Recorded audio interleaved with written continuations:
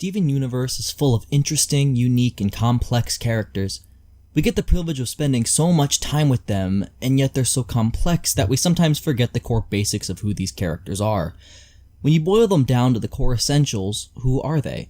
What makes them different? What makes them unique? Why are their differences significant? And how do they all relate back to Steven?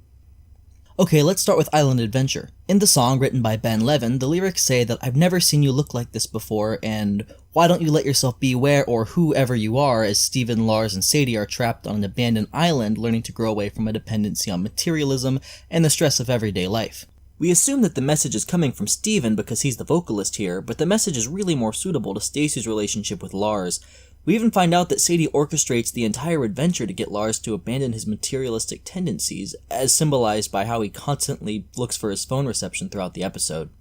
On a surface level, it's easy to understand that the song is about how thrilled Steven is that the adventure is working and that Lars and Stacy are learning to stop hindering their own growth through nonsensical bickering, but on a deeper level, I think the song works from Stacy's perspective as well. Everyone understands Lars to be materialistic and cold-shouldered on the outside, but it doesn't frustrate anyone the way that it does Stacy, Lars' best and most loyal friend that he refuses to open up to or even be decent to. I think that more than anything that has to do with Steven, the song is trying to tell us that Stacy needs, or at least wants, Lars to be like the forest that they're trapped in, like nature. Calm, uncaring, yet inviting, and most importantly, strong. Nature is strong, and anyone who isn't strong that enters it gets crushed. Unfortunately, as we know, Lars fails to adapt, and it's Stacy that adopts the traits that she wanted so badly to see in Lars. And she always has. Lars is weak. Sadie is strong. That's their nature, and this song proves it. The song sequence pushes Lars to the closest thing to permanent change that he's ever seen, and even in the face of death, he still refuses. He can't change his nature, and neither can Sadie, no matter how badly they might want to or try to.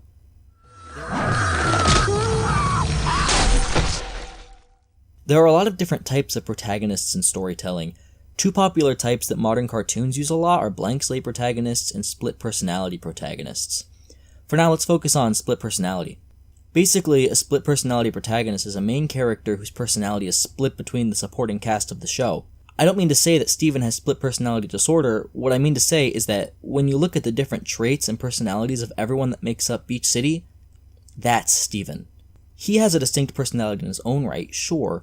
He's caring and he's loving 24/7, and that's unique, but it's not realistic. People are caring for others like Steven is, but they're also selfish sometimes. The idea is that the entirety of the cast, the sums of all their unique personalities, adds up to a representation of complete, well-rounded, intricate human emotions.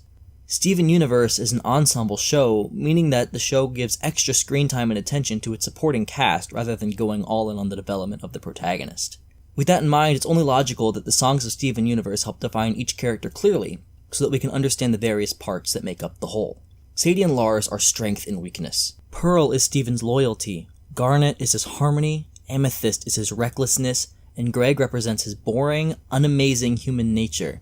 I think it's worth noting here that Connie is significant too, but she acts more like an other half to Steven than anything else, which is a great transition into the other example of music that defines characters, Connie. You'd think that she couldn't, or wouldn't at least, be defined by a song because she's so dynamic as a character, but the fact that she is so complex makes her the perfect mirror to Steven. She's his partner.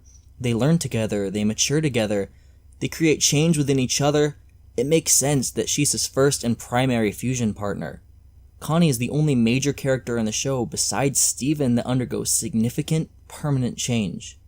Like we said before when looking at Be Wherever You Are, the message that the song sends to the audience is that even though Sadie and Steven want Lars to be strong, Lars will always be weak, and Sadie will always be strong, and according to the structure of the show, that can never change. Connie does change though. She becomes strong, and she consistently learns and overcomes weakness. Because of this, Here Comes a Thought is the perfect song choice to put a peg onto Connie as a character, and it makes all the sense in the world that Garnet, Steven's, and consequently Connie's representation of harmony is the singer and storyteller here. Connie's identity at her core is that she is Steven's mirror, his partner, his equal. Why do you think he refused to let her be his knight? Steven has a sophisticated understanding of relationships, and he understands that his relationship with Connie isn't general and knight, it's partner and partner. And no one understands partner and partner like Garnet does. This song not only solidifies Garnet as the harmony of Steven and Connie, but it solidifies Connie's role as Steven's partner. The lyrics aren't as important here, but the fact that the show decided to have Stevonnie turn to Garnet for advice in the first place says a lot about Steven and Connie's understanding of their relationship. It helps us make sense of what Connie's role in the show will be going forward, since she's structured so uniquely compared to the other residents of Beach City. It's about how bad it feels so you can move on. That's how it was for me. Okay. Steven Universe is full of unique and interesting characters.